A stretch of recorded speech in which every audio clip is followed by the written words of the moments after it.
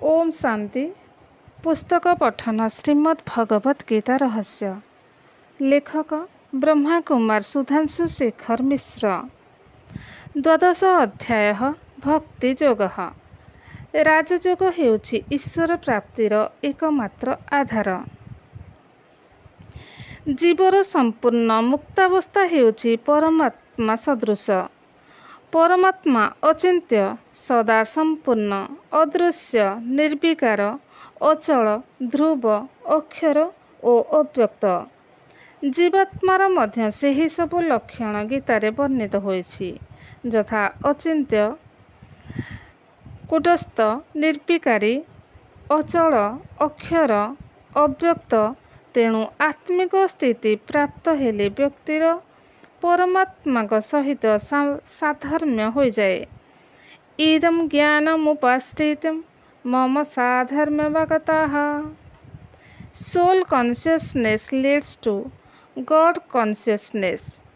आत्मानुभूति परमात्मानुभूति पाई पथ प्रशस्त करे। एथिपाई इंद्रिय मानकु संपूर्ण भावरे वशीभूत करिबाकु पड़िबो। इंद्रिय माने देहाभिमानर मूल कारण। आत्मा इंद्रिय मानक द्वारा अग्राह्य, तेणु ताकू अचिंत्य कुहाଯାଇଛି। आत्मविस्तृति ही व्यक्ति को परमात्मा विमुख कराए।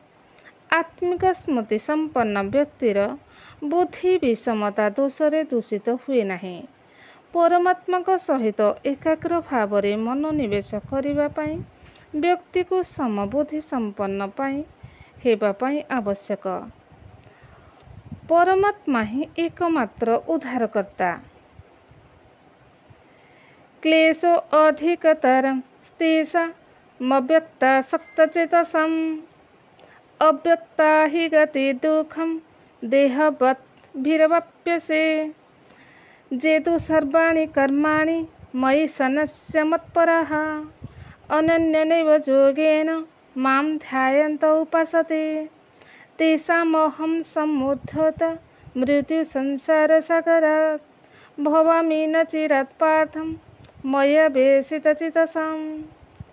अर्थ, अव्यक्त प्रति आसक्त चित्त व्यक्ति मानकर अधिक कष्ट होइथाए, कारण देहाभिमानी मानकु अति कष्टरे अव्यक्त गति प्राप्त होइथाए। ही पार्थ, जो माने समस्त कर्म मोठारे अर्पण करी मतपरायण होई अनन्य जोगरे मोते एकनिष्ठ भावरे स्मरण करती, मोठारे समर्पित चित्त होइथांती, सेमानंकु मु शीघ्र मृत्यु रूपक संसार सागररु उद्धार करे। व्याख्या। देहाभिमानी व्यक्ति परमात्मा को संसार स्वरूपरे स्मरण करि पारंती नाही। वेदादि ग्रंथरे परमात्मा को अव्यक्त बोली कुहाଯାଇଛି। केवल ताहा पढ़ी शुणी तांको अव्यक्त रूपर ध्यान कले मध्य तांको सहजरे पाई हुए नहीं। प्राचीन मुनि ऋषिगण अनेक कष्ट साध्य साधन करी मध्य परमात्मा को यथार्थ भावरे जानी पारि नथिले। एथिपाई परमात्मा को विभिन्न साकार रूपर परिकल्पना करा जाई तांको अवतार रूपरे सेमानंकर उपासना करिवार विधि वर्णना करा जायछि। किंतु गीतार सूक्ष्म पर्यालोचना कले जना जाए जे एथिरे अवतारवाद नाही, बरं परमात्मा को अवतरण कथा कुहाଯାଇଛି। परमात्मा को यथार्थ परिचय अभावरु धर्मरे ग्लानि हुए और एथिपाई तांको अवतरण करिबाकु पड़िथाए। परमात्मा को बिना तांको परिचय देबाकु किए बा समर्थ। तांको अवतरण परे गतानुगतिक धर्मग्रंथ गुड़िकर आवश्यकता पड़े नाही। परमात्मा साक्षात शिक्षक भावरे जो अवतीर्ण होई ज्ञान प्रदान करती, सेठी तांको पाइबारे असुविधा केउठी। तांको प्रदत्त शिक्षा अनुसरण करिबा द्वारा केवल तांको सहजरे पाई हुए, तांको जानी हुए। भवसागररु पार हेबा पाई परमात्मा को नाविक रूपे ग्रहण करिबाकु हेबो। तांको निर्देश अनुसारे समस्त कर्म करिबाकु पड़िबो। कर्तव्याभिमान त्याग करिबा ही तांको निकटरे समस्त कर्म अर्पण करिबा। एहा कर्म त्याग नुहे।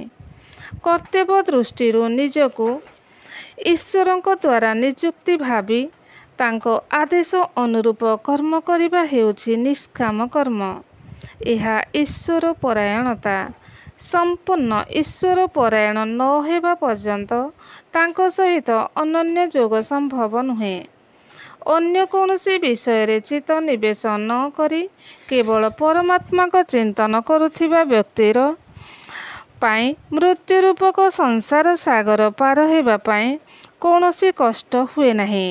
ପରମାତ୍ମାଙ୍କ ଅବତରଣ ପରେ ମହାବିନାଶ କାର୍ଯ୍ୟ ତ୍ୱରାନ୍ୱିତ ହୁଏ। ମହାବିନାଶ ପୂର୍ବରୁ ଆତ୍ମାର ସମସ୍ତ ଆସୁରୀ ପ୍ରବୃତ୍ତି ତ୍ୟାଗ କରିବାକୁ ହେବ। ଏଥିପାଇଁ ପରମାତ୍ମାଙ୍କ ସହିତ ସତତ ମନକୁ ଯୁକ୍ତ କରିବା ଆବଶ୍ୟକ। ଅନ୍ୟଥା ଆତ୍ମାର ମଳିନତା ପରିଷ୍କୃତ ହେବ ନାହିଁ। କ୍ରମଶଃ ଓମ୍ ଶାନ୍ତି।